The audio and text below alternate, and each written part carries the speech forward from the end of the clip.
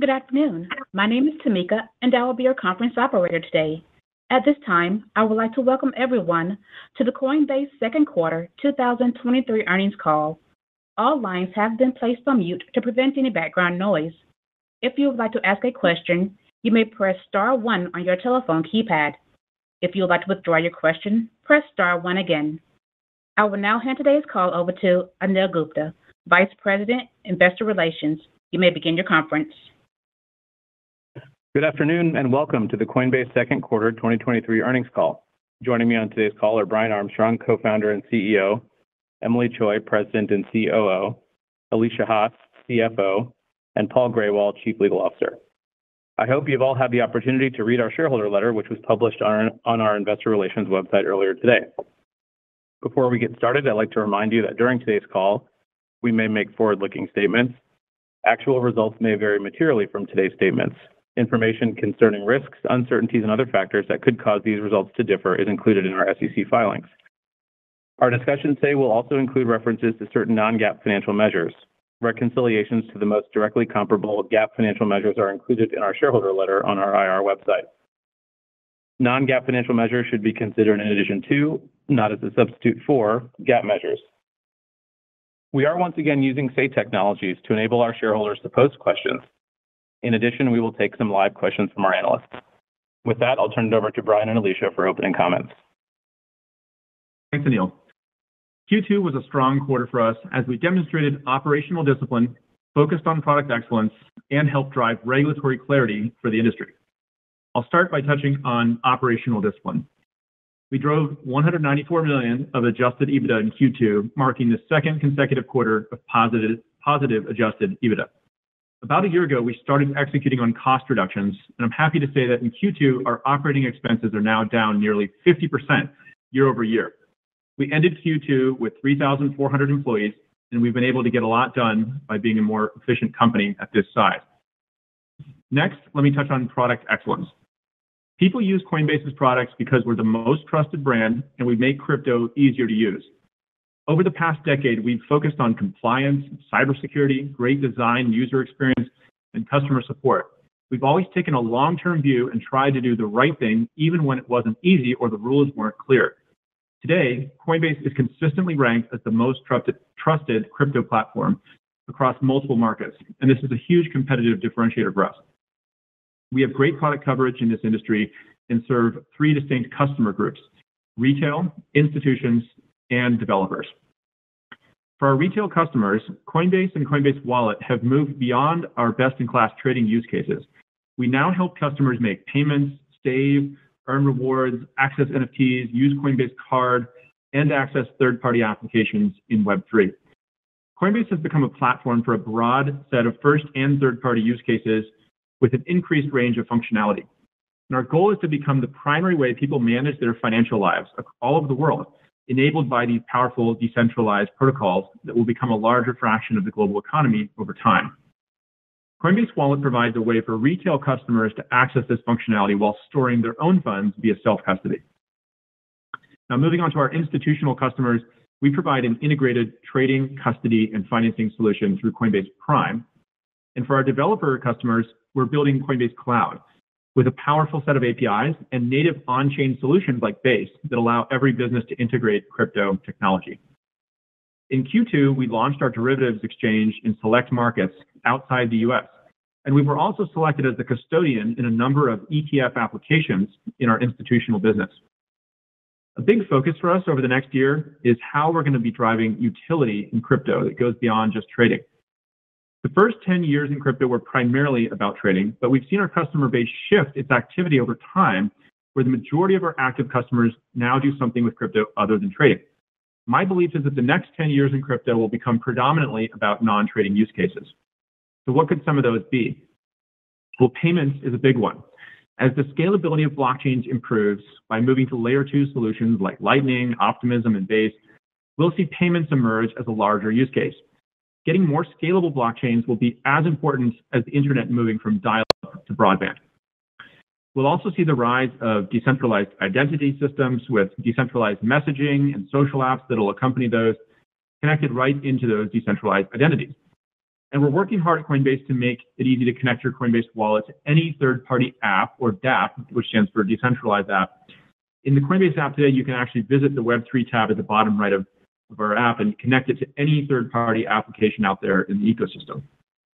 More and more crypto utility will be happening on-chain. And at Coinbase, we like to say that on-chain is the new online, so we're fully embracing that.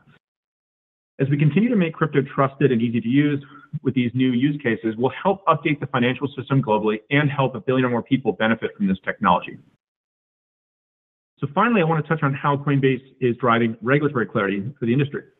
One of the biggest items holding back adoption of this technology is the lack of clear rules and, quote, regulation by enforcement that's taken place in the US to date.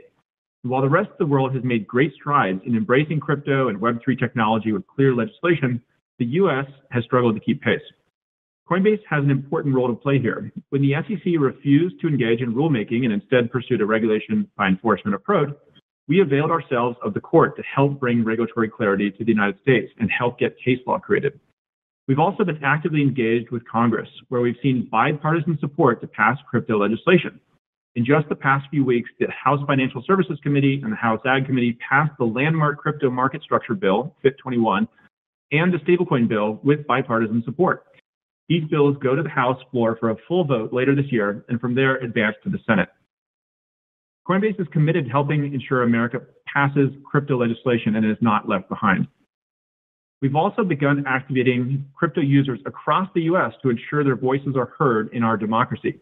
1 in 5 Americans have now used crypto more than hold a union card as one point of comparison.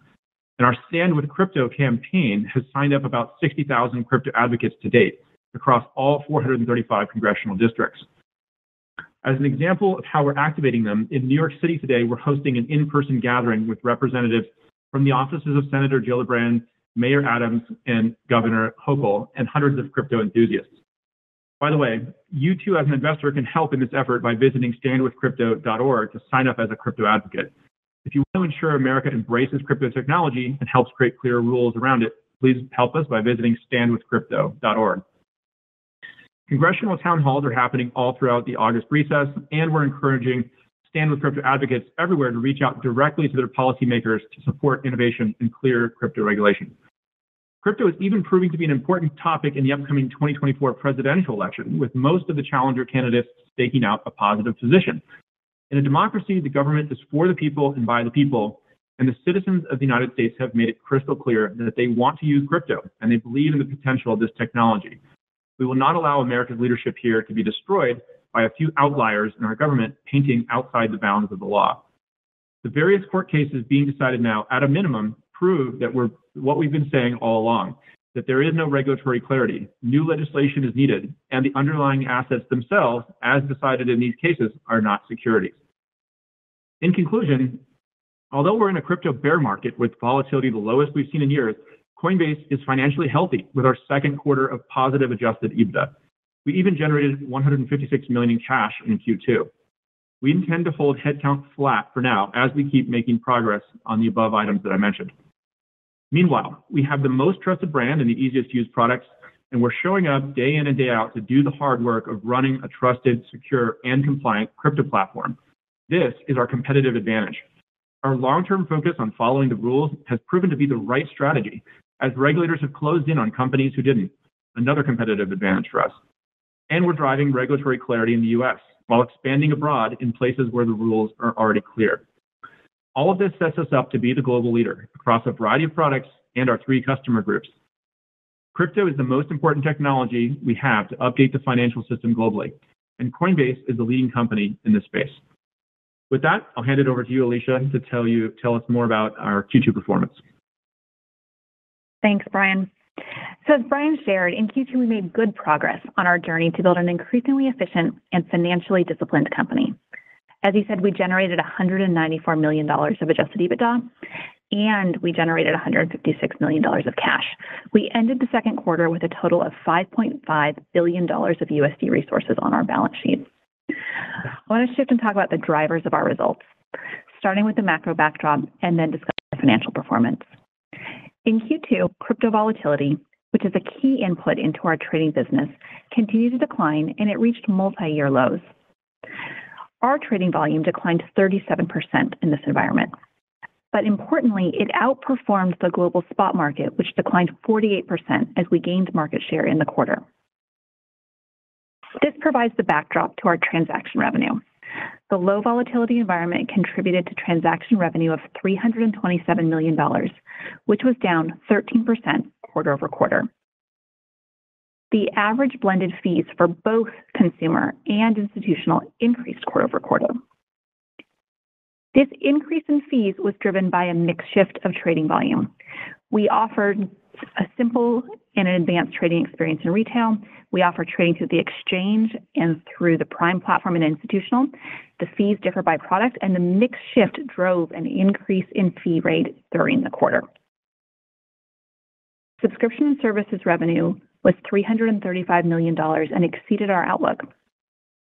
The outperformance was driven by blockchain rewards, notably higher MEV Boost rewards and higher asset prices.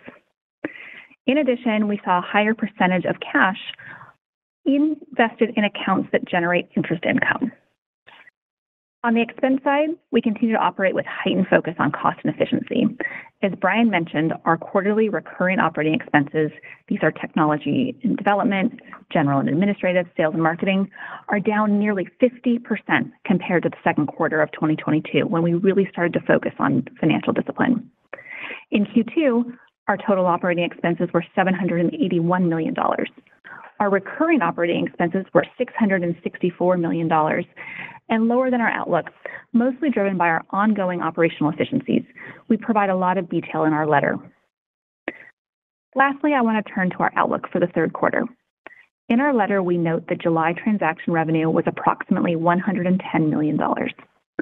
We expect subscription and services revenues to be at least $300 million, assuming no material changes to assets on platform or the average crypto market capitalization compared to the end of July. In terms of our expenses, we expect tech and dev and G&A to be between $575 and $625 million, which is a slight increase from Q2 levels. This increase is driven by our stock-based compensation expenses. Due to our stock-based compensation recognition timing, we will have elevated Q3 levels, but we expect the second half of 2023 to be largely consistent with the first half of 2023. We expect sales and marketing to be consistent with Q2 at $80 to $90 million, as the lower Q3 spend from our NBA partnership is being offset by higher USDC reward payouts to customers. To conclude, I want to reaffirm our goal of improving adjusted EBITDA in absolute terms on a year-over-year basis. With that, Anil, back to you, and let's take some questions. Thank you both. So let's turn to questions. We are taking the most upvoted questions as determined by the number of shares and may combine questions that touch on the same themes. For the first one, starting with the big picture, a number of the most asked questions from shareholders touch on the next 3 to 5 years in crypto and for Coinbase. Maybe a question for you, Brian. What do you think or hope happens to the crypto industry over the next 3 to 5 years, and what does Coinbase's role in that look like? Yeah, so there's a couple of big themes that we think about over the next 3 to 5 years. So scalability, regulatory clarity, driving utility in crypto that's non-trading. These are 3 of them. I'll touch on each one briefly and then talk about our role in it at Coinbase. So in terms of scalability, having more scalable blockchains, it's hard to overstate the importance of this. It's again, it's kind of like the internet moving from dial-up to broadband. I think it's going to unlock a lot of new use cases. It's going to make things like payments more viable. Today, unfortunately, on layer 1 solutions, it's still fairly slow, fairly expensive to get payments to final confirmation. And, ultimately, we hope to get every payment in crypto under 1 cent and 1 second confirmation. That would be a real game changer globally. The second one is, and by the way, the way that that's going to happen is these layer 2 solutions, right? Coinbase has our own initiative there around Base, but there's many others out there, Lightning and Optimism, Polygon, et cetera, which are really good efforts here. The second big trend here is around regulatory clarity, which I mentioned in my opening comments. So the status quo just really isn't working here. There's conflicting statements being made by the 2 federal regulators in the US, the CFTC and the SEC. There's consumers being harmed, as we all know. And it's just not a level playing field where internationally companies like Coinbase are welcomed with open arms. There's a clear regulatory framework. For instance, the MiCA legislation that we saw passed in Europe, but the UK, Singapore, Brazil, every financial hub out there is really making an effort to pass legislation, and they're frankly ahead of where the US is. So, we were excited and really heartened to see that a few weeks ago that the market structure bill and the stablecoin bill did pass the committees in the House, and that's a really important first step, and we're hoping that the U.S. can build on that to get going even further. I guess the last one here I'll touch on is about utility. So again, trading was the big use case in the early days of crypto, but it's already started to move away from that. Things like stablecoins for payments, DeFi, NFTs, these have all already gotten substantial traction, but I think with layer 2 solutions coming online, these can get much, much bigger. There's an analogy that, an example I think it's interesting to look at around, text messages, I think at their peak reached about 25 billion text messages a day. But when WhatsApp came online, it got to 100 or 125 billion messages a day. And it just showed you people wanted to send more text messages. It's just that the friction was high. It cost a little bit too much. The friction internationally was there. The features weren't there. And so I think the same thing could happen with payments and various types of utility with these new types of decentralized identity and messaging and things built in this crypto native way. The demand for it will go much higher as the friction is reduced. And there still is a lot of friction in the way money moves around the world today. So those are a couple of things on the horizon. Coinbase has a big role to play here. With scalability, I mentioned we're working on Base. With regulatory clarity, I talked about how we're organizing our users in DC with Stand With Crypto. We're doing our own court case to get case law created. We're all supporting this legislative efforts in Congress.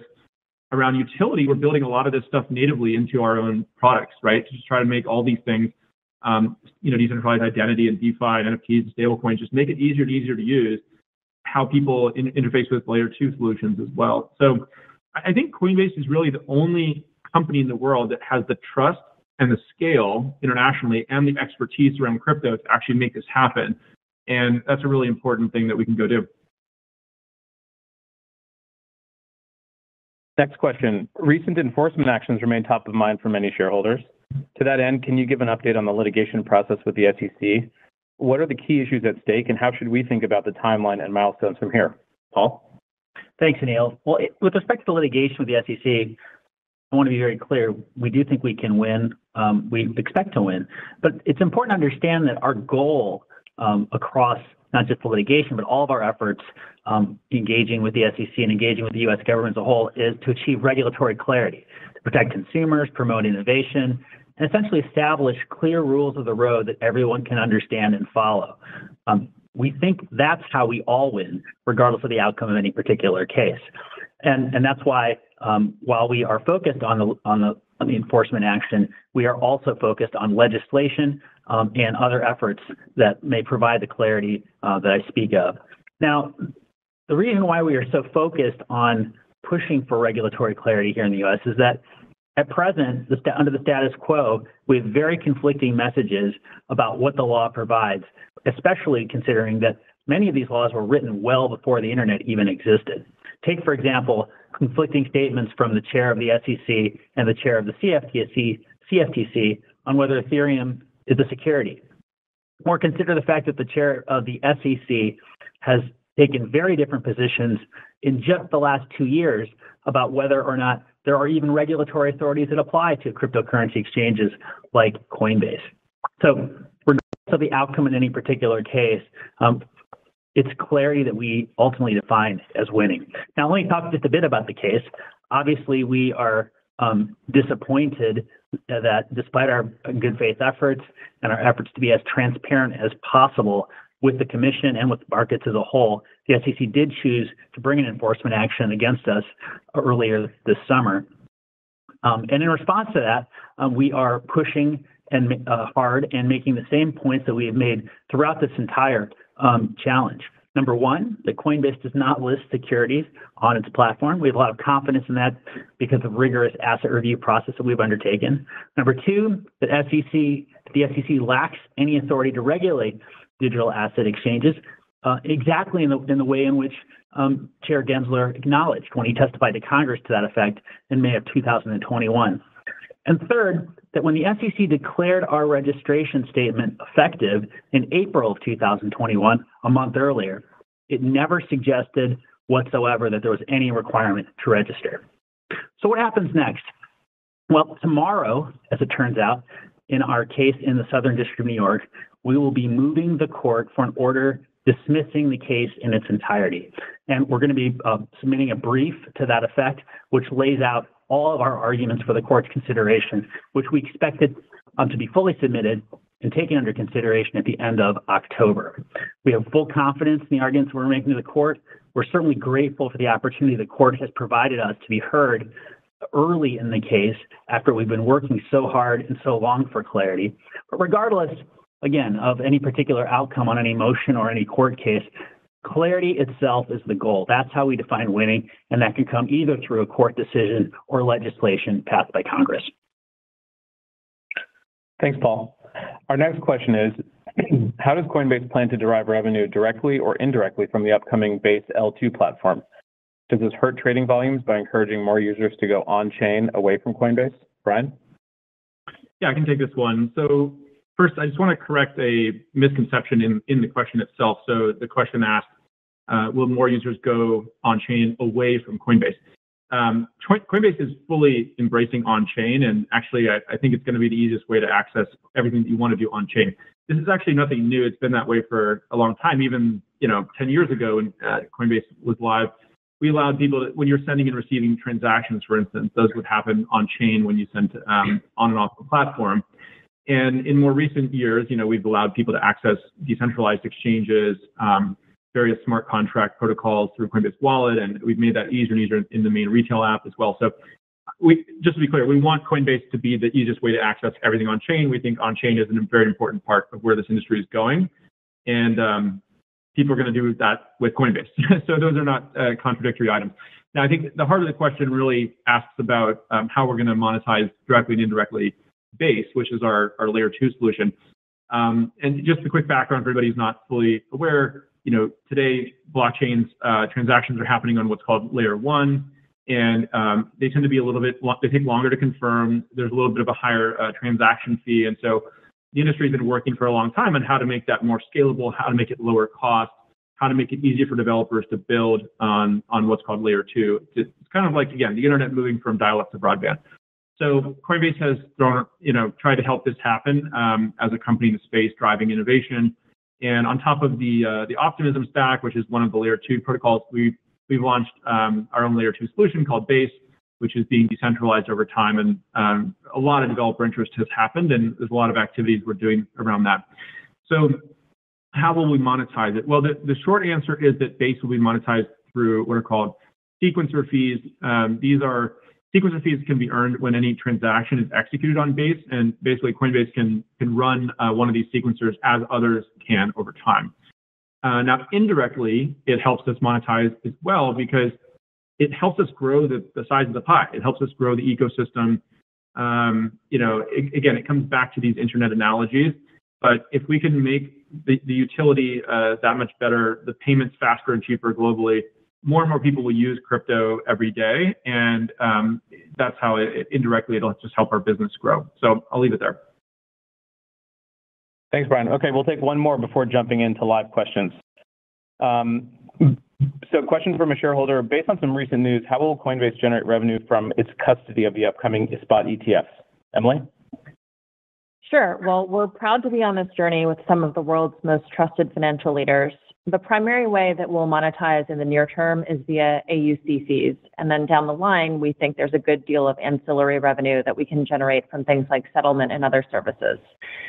The reason we're excited is that this really should expand the pie and create positive impact for the space.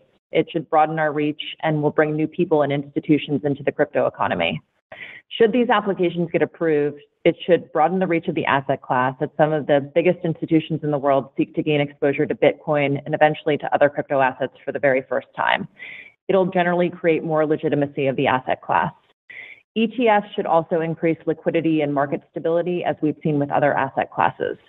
and it increases revenue opportunities for many industry participants, ourselves included. We're proud that Coinbase is at the center of applications. And as you know, these institutions have rigorous diligence processes. We've been selected by many of the high-quality applicants because of the capabilities and brand we've built. ETF applicants have selected Coinbase due to our compliance pedigree, customer trust, and scale.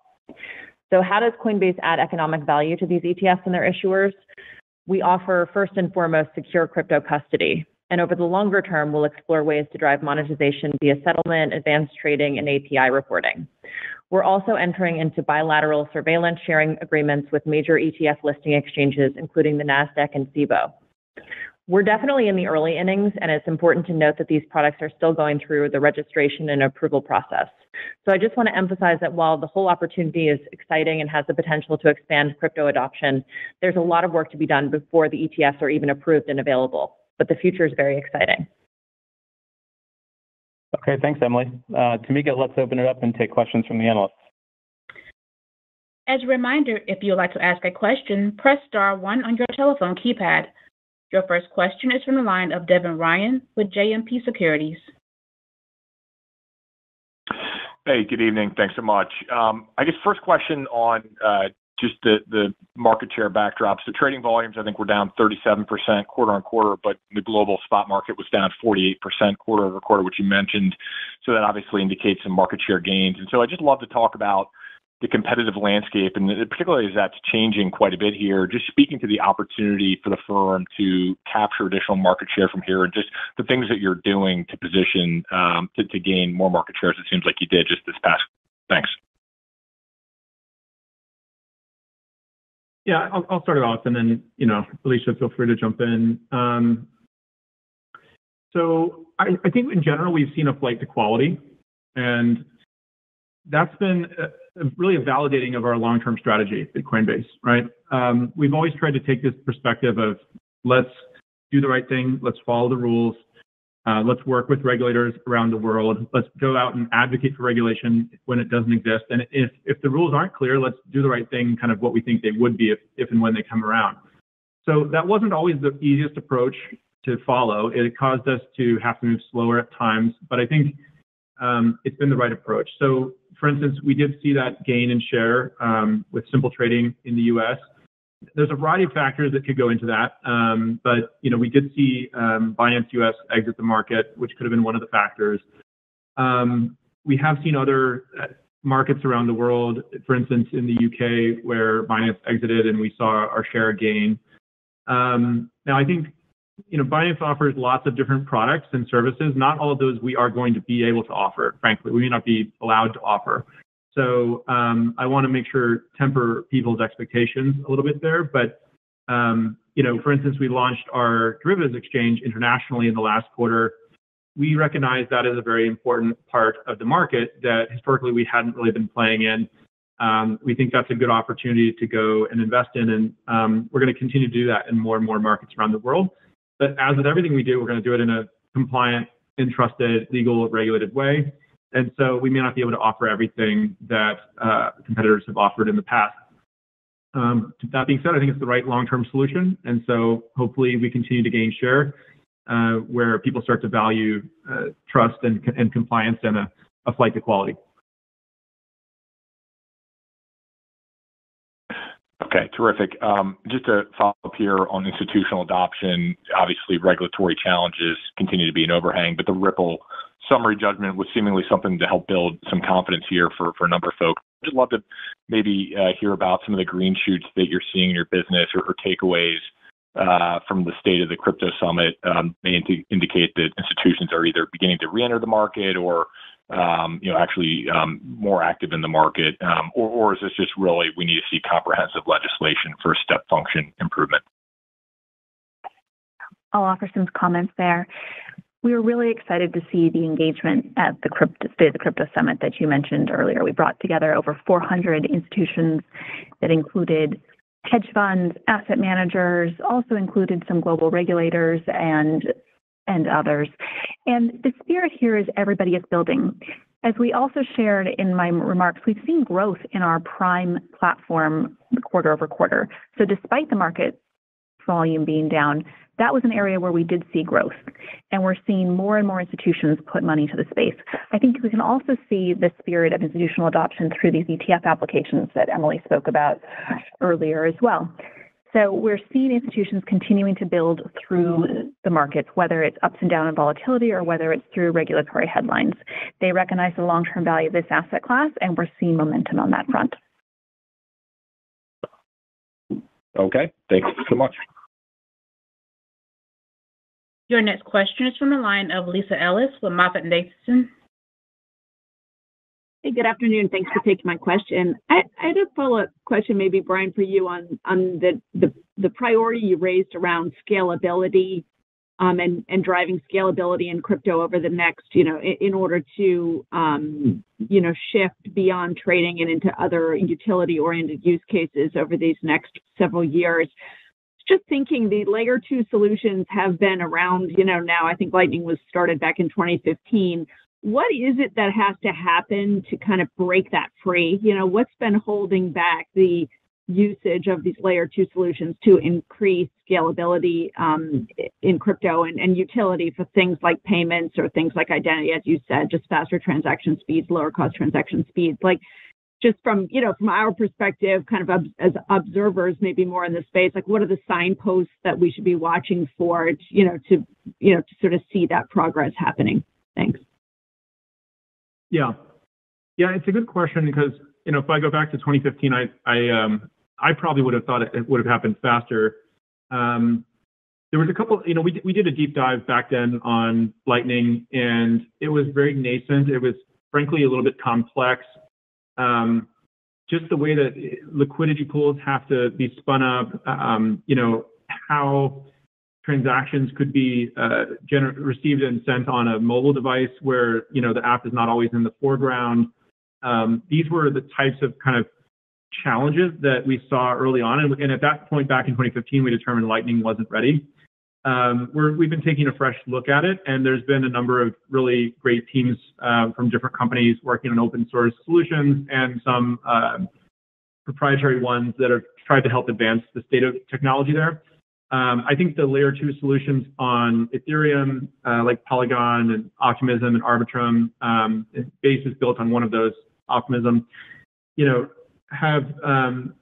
they've actually gotten more adoption. I'm not trying to make we're supportive of every innovation in the industry, and there's kind of, everybody has their favorite one. And so we always have to be a little bit neutral, but the ways that you can track the adoption of these things, actually, a lot of the data is public and it's online because the blockchains are public themselves.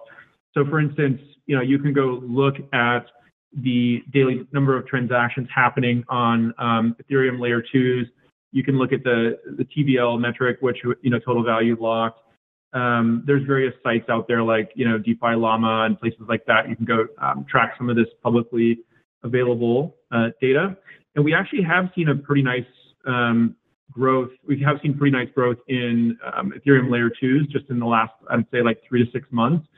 And so a lot of it comes down to usability challenges as well. So if you're an average user, they don't really want to know, or maybe they don't even care about these technology. What is it doing underneath? Like, the average user doesn't want to have to learn how to bridge from layer 1 to layer 2 to just send their payment. They just want to pay for something and it, quote unquote, just works. So I think what needs to happen, and this is something Coinbase can really help on, is we can make this seamless in the background. So if somebody goes to pay for something online, or a friend, or a remittance payment or something like that, it should really negotiate, kind of almost do a handshake underneath that would say, okay, what types of cryptocurrencies on what chains, and is this recipient accepting, and which ones do I have? And it would basically do the bridge or the conversion real time for you underneath. And so you would just see the amount of dollars or something like that is going over the wire, and it arrives in 1 second with 1 cent. That's kind of, and you don't have to worry about layer 2 and all these kind of things. That's the ideal outcome we need to get to. And a lot of hard work and computer science needs to go into making all of that seamless. So, and it's a coordination problem amongst the industry too, because everybody has their own favorite solution, and that's a good thing. I'm glad a lot of ideas are being tried, but we can sort of help by enabling the best ones and sort of rallying people around good solutions so that we get a little bit more consistency, interoperability across the industry as well.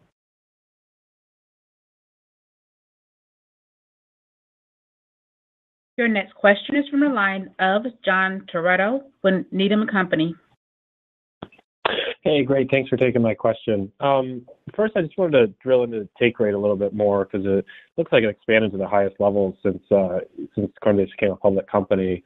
So first off, I guess if the advanced trade mix goes down, is there room for it to expand further from here? And then as a follow-up to that, if so, kind of how confident are you that you can continue to increase retail spread before maybe you do start to lose some market share, some migration away? Thanks for the question, John. So in Q2, this was mix shift as we shared. So if you just think about simple math and you say we had zero advanced trading as a scenario, the blended average fee would then be higher for retail because it would reflect the entire Simple platform. So concentration of Simple versus advanced in consumer will change the number meaningfully period over period. As we said earlier on the prepared remarks, we did see a greater decline on advanced than we did on Simple in the quarter, which is what's driving what you see as the performance of that blended fee. But that fee in Q2 is just math. Broadly on your question, we did raise spread as we shared in Q1. That was a Q1 event, and we haven't seen any meaningful change in our consumer behavior from that event. We monitor that very closely. We experiment with our fees on a regular basis, and we think that's part of just building a healthy business to understand pricing with our customers. So trust is our premium brand that we're selling. Product diversity is what we're selling, the experience, the app platform that Brian mentioned earlier, and we think we have a differentiated product in the market, and so we are hoping to price that appropriately.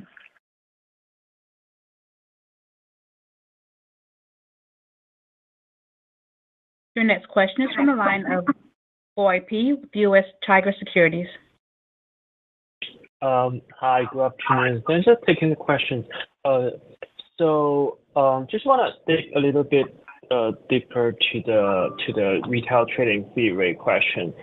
So, what is the average, rate for advanced trading and non-advanced trading, respectively?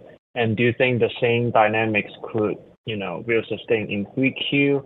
And then my second question is, despite the recent waves of the Bitcoin spot ETF applications, the USDC market cap has been declining.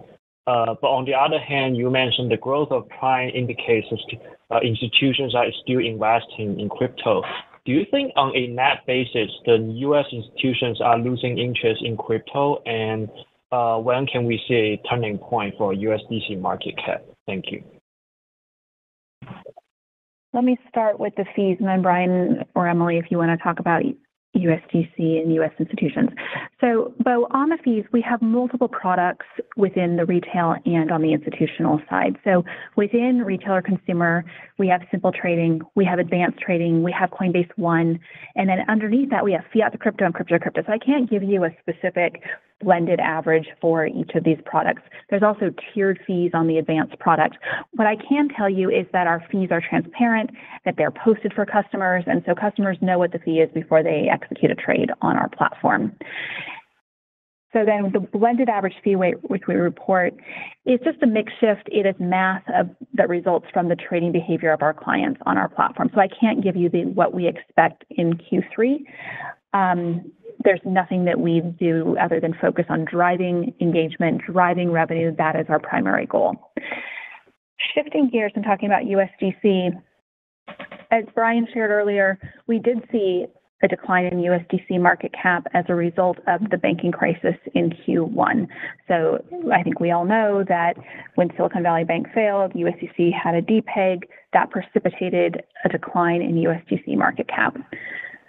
We are working collaboratively with Circle and to try and stabilize USDC and to grow, and we made our own numerous product initiatives in Q2 to try and engage further.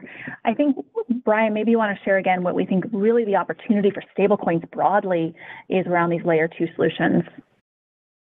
Yeah, sure. I mean, just one or two other quick comments on the USDC market cap. I think this is public as well. Binance actually moved some of their funds from USDC into another stablecoin. But I think that the data we have in the last 6 or 7 weeks, I believe that the USDC market cap is up net of that. And so that's an important data point.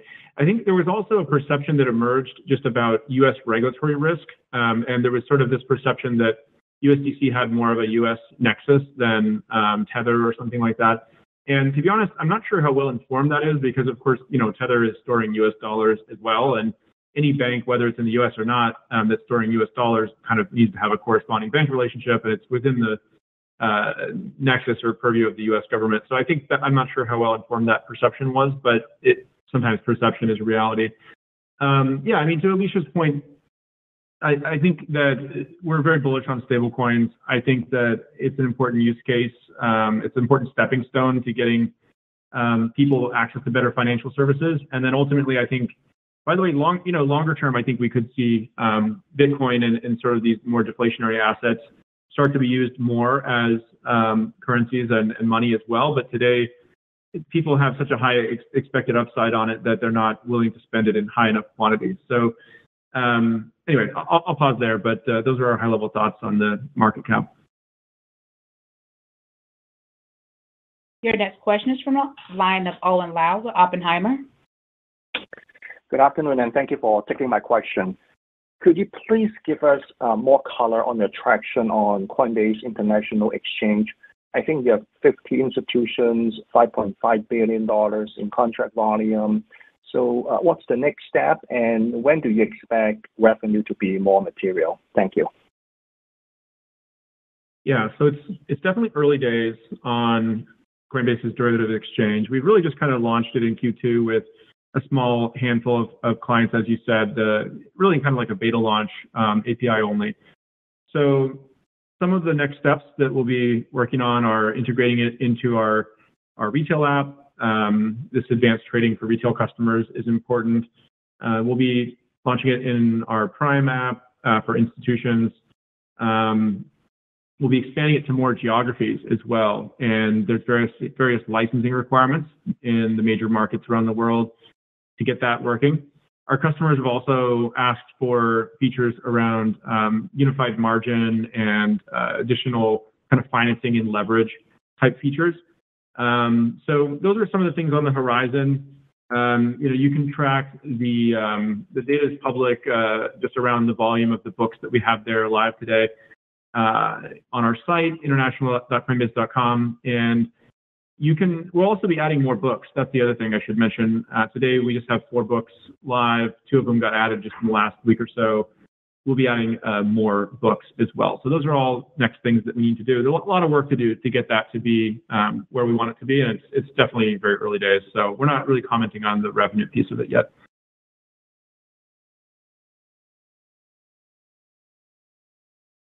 Our next question is from the line of Dan Dolev with Mizuho.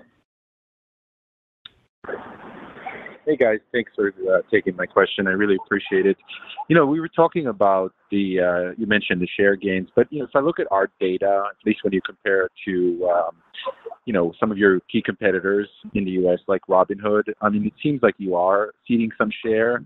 And my question is do you think that's true? And if yes, is it because the price hikes you're seeing some pushback from the users, or is there any sense of that? Thank you very much.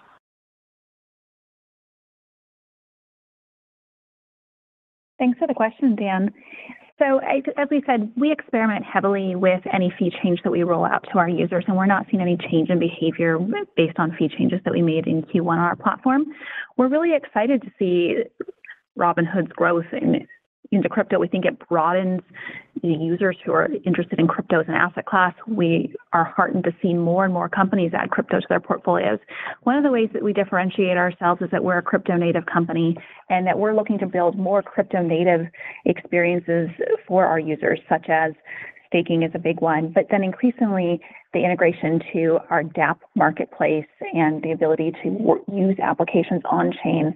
So we think that we offer a differentiated product suite and that over time this will really attract and grow users to our platform. Yeah. I'll just add to that. I think we generally, it's important we just grow the size of the pie here.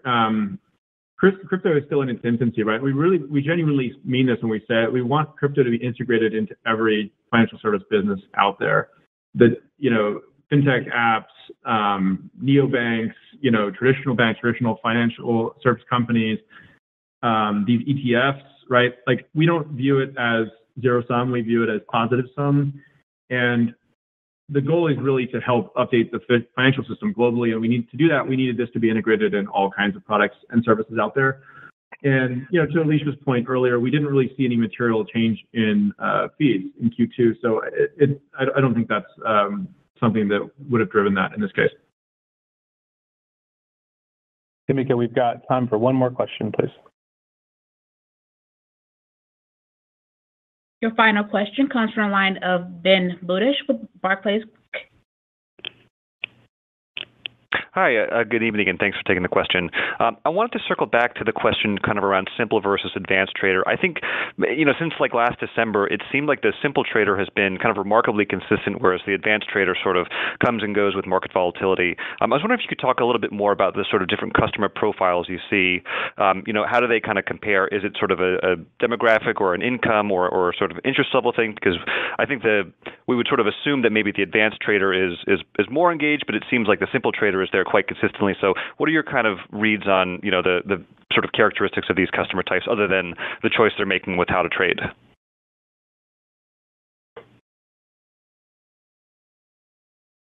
Yeah, it's tough to answer your question because it's a wide variety of different people who are accessing it. I do think that, so when we say pro trader, it could mean a variety of things, right? It could mean sort of like a prosumer or semi-pro. They may actually be trading through our interface. They're more sensitive on fees. They're more interested in short-term trading, whereas the simple traders may be doing more buy and hold, setting up a weekly or monthly kind of recurring buy that's dollar cost averaging type stuff, which can be more consistent, right? Now, I think pro trader could also mean, hedge funds and the largest market makers in the world, and pension funds and endowments and sovereign wealth funds. And so it really runs a wide gamut.